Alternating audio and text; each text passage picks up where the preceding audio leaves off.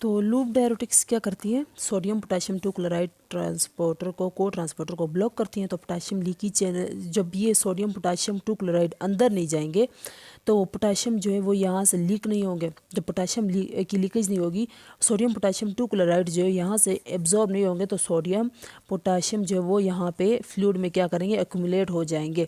जब ये यहाँ पे फ्लूइड में एक्यूमुलेट करेंगे और यहाँ पे पोटेशियम की ज़्यादा अमाउंट नहीं होगी, पोटेशियम की ज़्यादा अमाउंट की वजह से क्या होती है, कंसनट्रेशन की वजह से कैल्शियम और मैग्नीशियम की को ये रिपेल करते हैं, तो इसकी पैरासेलुलर ट्रांसपोर्ट के ज़रिए इसकी एब्जॉर्प्शन होती है। तो जब यहाँ पोटेशियम की अब क्या हो रही है, कमी हो गई है ना, क्योंकि पोटेशियम लीकी चैनल्स जो वो ब्लॉक हो गए, क्योंकि वापस यहाँ से पोटेशियम जो वो एक्सक्रीट नहीं हो रहा, यहाँ से अंदर नहीं जा रहा, तो यहाँ से एक्सक्रीट नहीं होगा, तो पोटेशियम की कंसनट्रेशन यहाँ पे क्या हो गई है, कम हो गई है। तो यहाँ से अब कैल्शियम और मैग्नीशियम भी रीएब्जॉर्ब जो है वो नहीं होंगे, तो ये भी क्या होंगे, फिल्ट्रेट में ही रहेंगे और यहाँ से यूरिन में जो है इसकी लॉस हो जाएगी। तो कैल्शियम यहाँ से रीअब्जॉर्ब नहीं हो रहा, तो क्या हो जाएगा, बॉडी में हाइपोकैल्सीमिया हो जाएगा। मैग्नीशियम रीअब्जॉर्ब नहीं हो रहा, तो बॉडी में हाइपोमैग्नीसीमिया हो जाएगा। ये क्या हो गया, लूप डायरेटिक्स के इफेक्ट्स।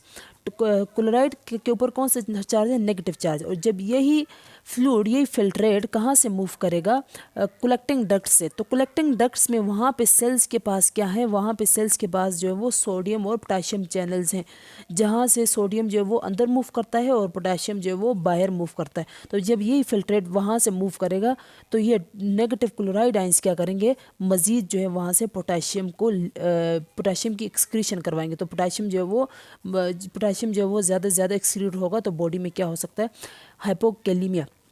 तो लूप डायरेटिक्स के क्या इफेक्ट्स हैं, सोडियम का लॉस ज़्यादा होगा तो हाइपोनेट्रीमिया, पोटेशियम का लॉस ज़्यादा हो रहा है हाइपोकैलीमिया होगा, और कैल्शियम और मैग्नीशियम का लॉस हो रहा है तो हाइपोकैल्सीमिया और हाइपोमैग्नीसीमिया। इसके अलावा लूप डायरेटिक्स के साइड इफेक्ट जो है वो ऑटोटॉक्सिसिटी भी है। ऑटोटॉक्सिसिटी है एयर रिलेटेड प्रॉब्लम है। जब इसको हम लोग जो है वो हाई डोज में लेंगे, हाई डोज में या फिर एकदम से बॉडी में एडमिनिस्टर करेंगे, इंजेक्ट करेंगे पैरेंटरली, तो क्या हो सकता है, ऑटोटॉक्सिसिटी। या फिर अगर हम लोग इसको एंटीबायोटिक्स के साथ लेंगे तो ऑटोटॉक्सिसिटी का खतरा है। तो लूप डायरेटिक्स से हम लोग इसकी थेराप्यूटिक यूजेस क्या है, हम लोग इसको किस लिए यूज़ करते हैं, लूप डायरेटिक्स को एडिमा को ट्रीट करने के लिए यूज़ करते हैं। जब बॉडी में क्या हो जाए, सेल्स में फ्लूइड की एक्यूमुलेशन हो जाए, तो उस फ्लूइड को रिमूव करने के लिए लूप डायरेटिक हम यूज़ कर सकते हैं। हाइपरटेंशन को ट्रीट करने के लिए इसको यूज़ करते हैं। लूप डायरेटिक को हम लोग हार्ट फेलियर में यूज़ कर सकते हैं। ये क्या है, पोटेंट है और जल्दी अपना इफेक्ट शो करती है, ऑनसेट ऑफ एक्शन इसका जल्दी शो होता है, तो हम लोग इसको हार्ट फेलियर में यूज़ करते हैं। लूप डायरेटिक्स को हाइपरटेंशन में ट्रीट करने के लिए यूज़ होता है। इसके अलावा अगर बॉडी में हाइपर कैल्सीमिया की कंडीशन हो तो हम लोग इसको लूप डायरेटिक्स को यूज़ कर सकते हैं। अगर हाइपर कैलीमिया की कंडीशन हो तब भी इसको हम लोग लूप डायरेटिक्स को यूज़ कर सकते हैं। ये इसकी क्या है, यूजेस हैं। इसके बाद हम लोग थायजाइड्स की तरफ आते हैं। थायजाइड जो है वो कैसे काम करती हैं बॉडी में। थायजाइड जो है वो कौन सी नेफ्रॉन में कौन सी रीजन में काम करती है, ये कौन से रीजन पे एक्ट करती है, ये डिस्टल कन्वोल्यूटेड ट्यूब्यूल पे एक्ट करती है। थायजाइड डिस्टल कन्वोल्यूटेड ट्यूब्यूल पे जाके एक्ट करती है। तो डिस्टल कन्वोल्यूटेड ट्यूब्यूल में सेल्स के उसकी तरफ जाते हैं कि वहाँ पे कैसे ट्रांसपोर्टर्स वगैरह चैनल्स वगैरह हैं।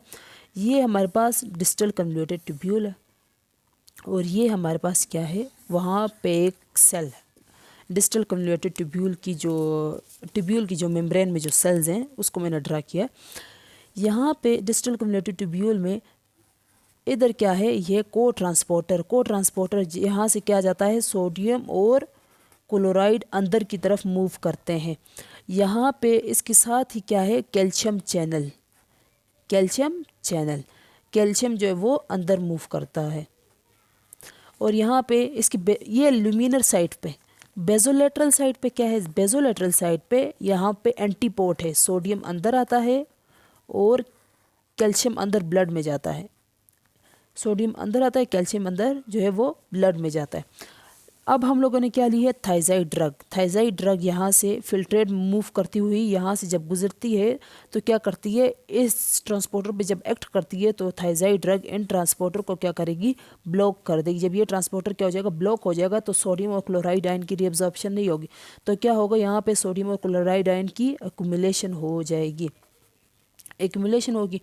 और कैल्शियम के साथ क्या होगा, जब यहाँ से सोडियम और क्लोराइड अंदर नहीं जाएगा तो सेल में क्या होगा, सेल में सोडियम की क्या हो जाएगी, कमी हो जाएगी ना। जब सेल में सोडियम की कमी हो जाएगी तो ये वाला जो एंटीपोट है ये ज़्यादा काम करेगा। सेल में सोडियम की कमी होगी तो ज़्यादा सोडियम अंदर आएगा और ज़्यादा कैल्शियम अंदर ब्लड में जाएगा और ज़्यादा सोडियम ब्लड से इस सेल में आएगा। जब ज़्यादा सोडियम इस ब्लड में सेल में आएगा और कैल्शियम ज़्यादा अंदर जाएगा, एंटीपोट काम कर रहा है, तो अब इधर से क्या हो गया, कैल्शियम की कमी हो गई है। कैल्शियम की कमी कैसे पूरी होगी, यहाँ पे क्या है, चैनल्स है, तो ज़्यादा कैल्शियम यहाँ से अंदर मूव करेगा और कैल्शियम देखे ना, कैल्शियम अंदर फिर ब्लड में ज़्यादा जा रहा है। तो इस तरह थायराइड जो है वो जब भी बॉडी में हाइपोकैल्सीमिया हो जाए, ऑस्टियोपोरोसिस हो जाए, जिसमें कैल्शियम कम हो रहा है, तो हम लोग उसको यूज़ कर सके कैल्शियम की कमी को पूरा कर सकते हैं। क्योंकि ये देखिए कैल्शियम ज़्यादा अंदर मूव हो रहा है। जब हम लोग इस थायराइड में इस ट्रांसपोर्टर को ब्लॉक कर दें, इस ट्रांसपोर्टर को जब ब्लॉक किया तो सोडियम अंदर कम होगा। सोडियम अंदर कम होगा तो ज़्यादा ये एंटीपोड ज़्यादा काम करेगा, ज़्यादा सोडियम अंदर आएगा, ज़्यादा कैल्शियम बाहर जाएगा, ब्लड में जाएगा। जब ज़्यादा कैल्शियम ब्लड में जाएगा तो इधर कैल्शियम की कमी होगी। जब इधर कैल्शियम की कमी होगी तो ये चैनल ज़्यादा काम करेगा, ज़्यादा कैल्शियम रीअब्जॉर्ब होगा इस फिल्ट्रेट से। लेकिन फिल्ट्रेट में अब क्या है, सोडियम और क्लोराइड, सोडियम और क्लोराइड जो है वो ज़्यादा है। और ये सोडियम और क्लोराइड आयंस क्या करेंगे, NaCl, ये क्या बनाएंगे, NaCl। तो NaCl जो है वो ज़्यादा, मतलब इसकी ज़्यादा पावर है कि ये वाटर को अपने साथ ज़्यादा जो है वो एक्सक्रीट करे एज़ कम्पेयर टू NaHCO3 जो कौन बना रहा था, सीटाजोलामाइड। NaHCO3 भी वाटर को अपने साथ जो है वो उसकी एक्सक्रीशन करवा रहा था, लेकिन NaCl की जो है पावर इसके मुकाबले में NaCl की पावर जो है वो ज़्यादा है। लेकिन क्लोराइड के ऊपर कौन से आयंस हैं, नेगेटिव आयंस। जब यही फिल्ट्रेट डिस्टल कन्वोल्यूटेड ट्यूब्यूल के बाद कलेक्टिंग डक्ट से जब मूव करता है तो कलेक्टिंग डक्ट में यहाँ पे हमारे पास, हमें पता है जो सेल्स हैं उनके पास कौन से चैनल्स हैं, सोडियम और पोटाशियम चैनल्स। सोडियम जो है वो अंदर मूव करता है और पोटाशियम जो है वो बाहर मूव करता है। पोटाशियम क्या करता है, बाहर मूव करता है, सोडियम अंदर मूव करता है। तो ये वाला फिल्ट्रेट यहाँ से गुजरेगा तो क्लोराइड फिल्ट्रेट में क्या है, नेगेटिव क्लोराइड आयंस है ना, तो ये नेगेटिव क्लोराइड आयंस मजीद पोटाशियम को अपने साथ एक्सक्रीट करके लेके जाएंगे यहाँ से। ये नेगेटिव या पॉजिटिव, नेगेटिव पॉजिटिव को खींचेगा, मजीद पोटाशियम की क्या होगी, यहाँ से लॉस होगी। तो अब इसके जो इफेक्ट्स होंगे, एक्शन है वो क्या है, एक सोडियम का लॉस हो गया, मैकेनिज्म इसका ये था। और इफेक्ट्स जो है थायराइड का क्या है, सोडियम का लॉस हो रहा है, क्लोरीन का भी लॉस हो रहा है, कैल्शियम की रीअब्जॉर्प्शन हो रही है, कैल्शियम का लॉस नहीं हो रहा, पोटाशियम का भी लॉस हो रहा है। तो क्या होगा, इसके इफेक्ट्स क्या हुए हमारे पास थायराइड के, कि ये क्या काज करता है, हाइपोनेट्रीमिया। हाइपोनेट्रीमिया के साथ जब ज़्यादा सोडियम लॉस हो रहा है तो ब्लड वाटर का भी इसके साथ लॉस हो रहा है, तो इसके साथ हाइपोवोलीमिया भी हो सकता है, ये इसके इफेक्ट्स हैं। और पोटाशियम का लॉस हो रहा है तो वो हाइपोकैलीमिया ये काज कर सकता है, थायराइड हाइपोकैलीमिया काज कर सकता है। कैल्शियम की रीअब्जॉर्प्शन हो रही है तो हाइपर जब यूरिन में कैल्शियम की कंडीशन, कैल्शियम ज़्यादा हो जाए तो क्या होता है, कैल्शियम स्टोन काज कर सकता है ना। तो हाइपर कैल्सीयूरिया को ट्रीट करने के लिए ये यूज़ हो सकता है। दूसरा ये क्या करेगा, हाइपर कैल्सीमिया काज कर सकता है, ब्लड में कैल्शियम की कंडीशन जो वो ज़्यादा कर सकते हैं, तो इसको बोलते हैं हाइपर कैल्सीमिया काज कर सकता है।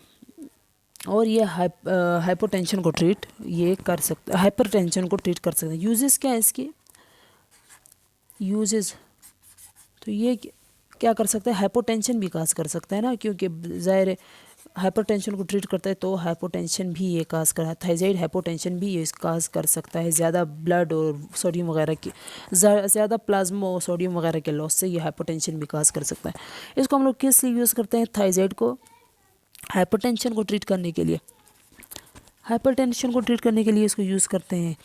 थायराइड को ऑस्टियोपोरोसिस में यूज़ किया जाता है। ऑस्टियोपोरोसिस में जो है बोन्स वीक हो जाती है ना कैल्शियम की कमी की वजह से, तो उसको ट्रीट करने के लिए हम लोग थायराइड को यूज़ करते हैं। और ये क्या है, थायराइड की यूज़ है ऑस्टियोपोरोसिस को ट्रीट करने के लिए। इसके अलावा थायराइड को हम लोग जो है वो नेफ्रोजेनिक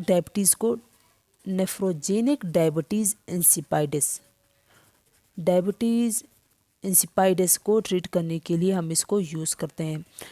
इसमें क्या होता है, इस डिजीज़ में एडीएच सिक्रीट होता है, लेकिन वो एडीएच जो है वो नेफ्रॉन के सेल के ऊपर एक्ट नहीं करता। तो क्या होता है, वो फिल्ट्रेट की रीअब्जॉर्प्शन फिल्ट्रेट में से नहीं होती, तो सारा के सारा फ्लूइड जो है वो लॉस हो जाता है।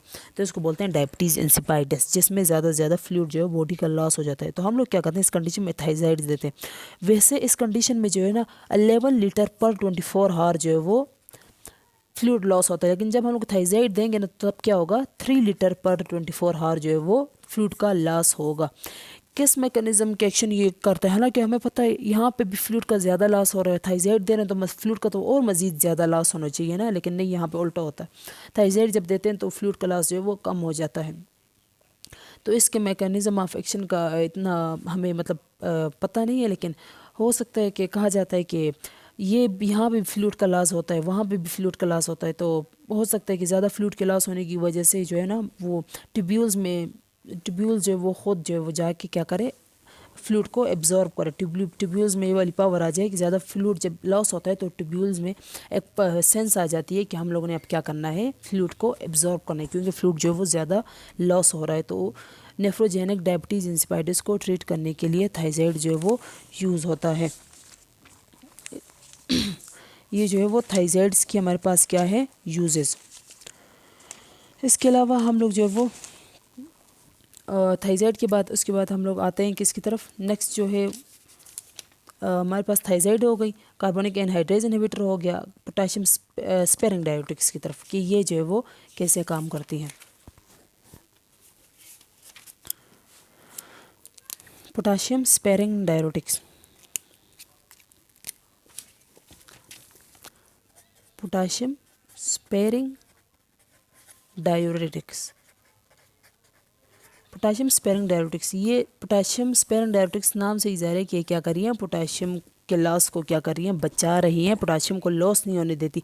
थाइजाइड्स में और लूप डायरेटिक्स में क्या हो रहा था, पोटाशियम लॉस हो रहा था, यहाँ पे पोटाशियम को, जिसकी वजह से हाइपोकैलीमिया हो रहा था। हाइपोकैलीमिया की वजह से एक और कंडीशन भी होती है, वो है हाइपोग्लाइसीमिया। क्यों हो सकता है कि बॉडी में हाइपोकैलीमिया जैसे पोटाशियम की कमी की वजह से इंसुलिनोमा हो जाए, इंसुलिनोमा मतलब इंसुलिन की प्रोडक्शन ज़्यादा हो जाए, जिसकी वजह से क्या होता है, हाइपोग्लाइसीमिया हो जाता है। तो पोटाशियम स्पेरिंग डायरेटिक्स में हाइपोकैलीमिया कंडीशन को हम लोग जो है वो अवॉइड कर सकते हैं। तो पोटाशियम स्पेरिंग डायरेटिक्स में हमारे पास दो तरह के ड्रग्स हैं। एक है एल्डोस्टेरोन एंटागोनिस्ट,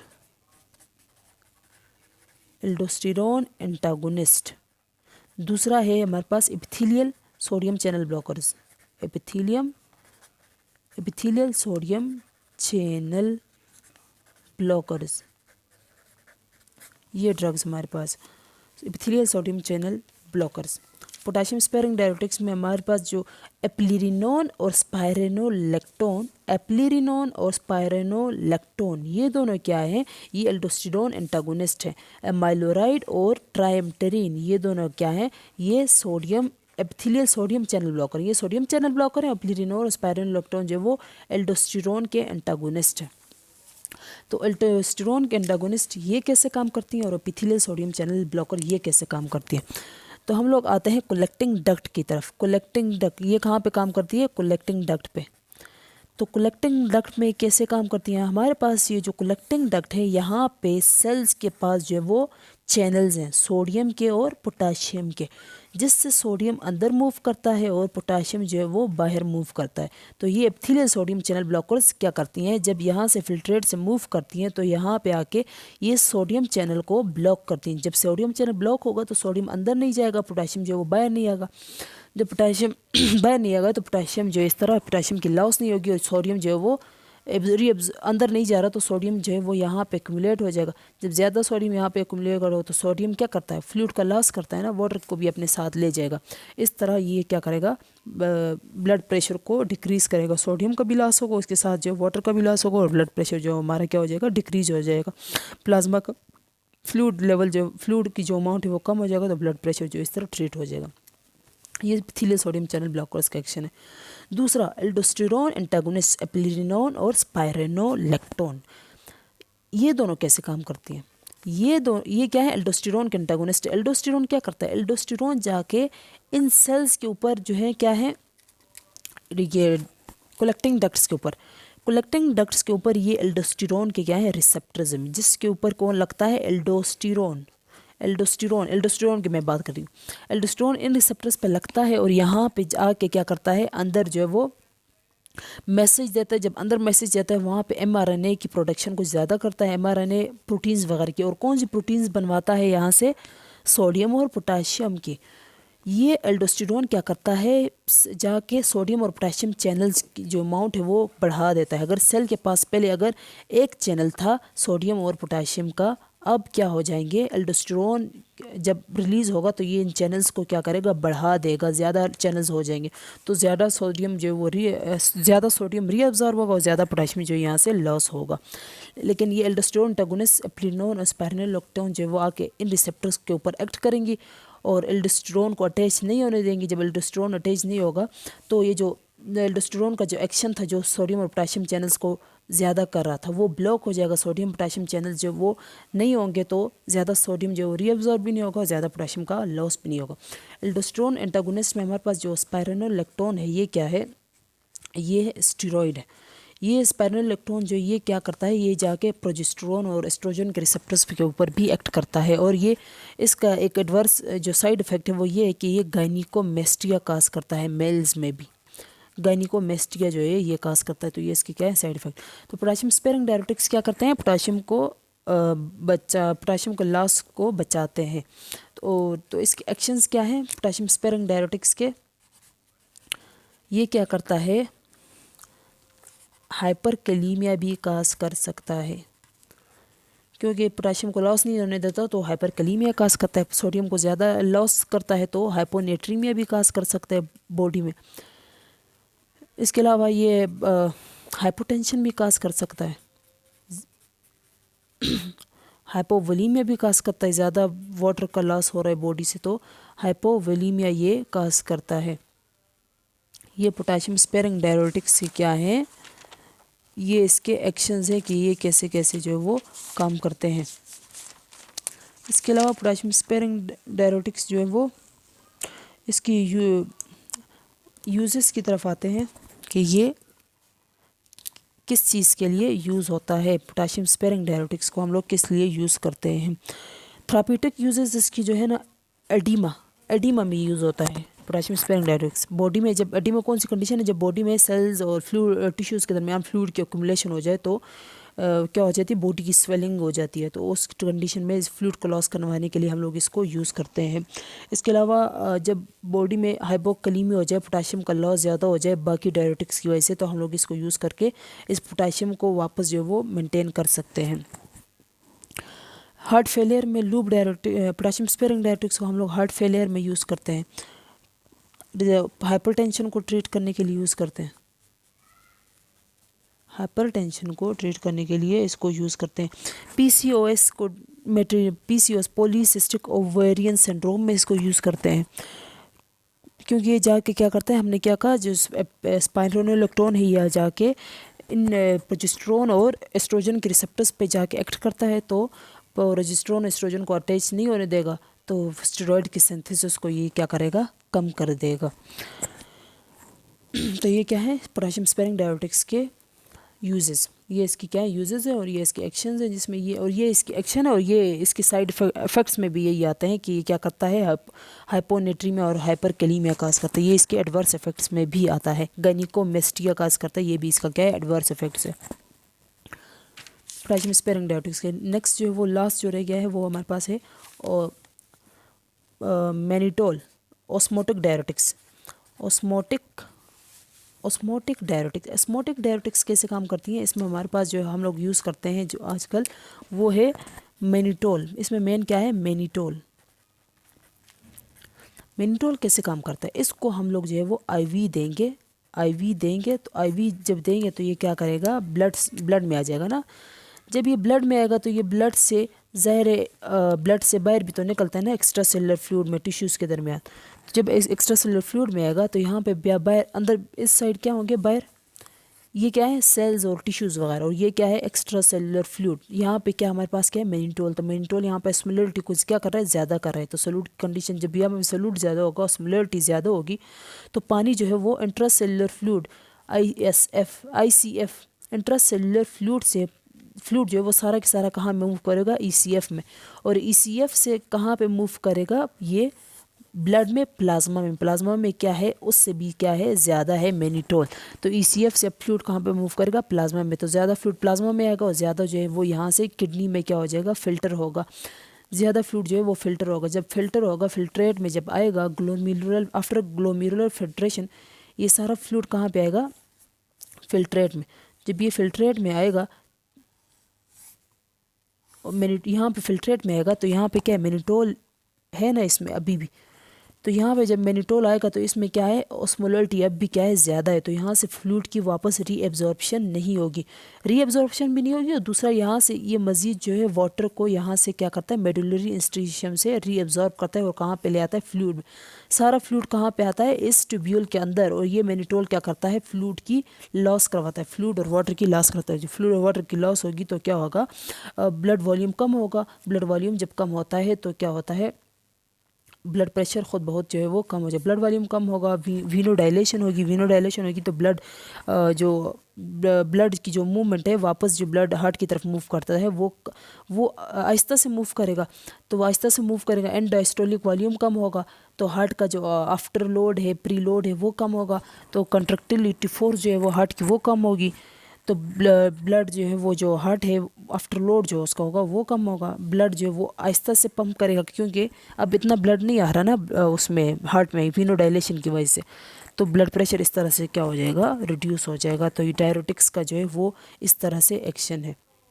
मैनिटोल का भी ये एडवर्स इफेक्ट है, क्या हो रहा है, हमारे पास फ्लूइड का लॉस हो रहा है। तो हम लोग बंदे को क्या देंगे, नॉर्मल सलाइन देंगे। तो जो फ्लूइड का लॉस है वो इसको हम लोग इस तरह से मेंटेन करेंगे, नॉर्मल सलाइन देकर।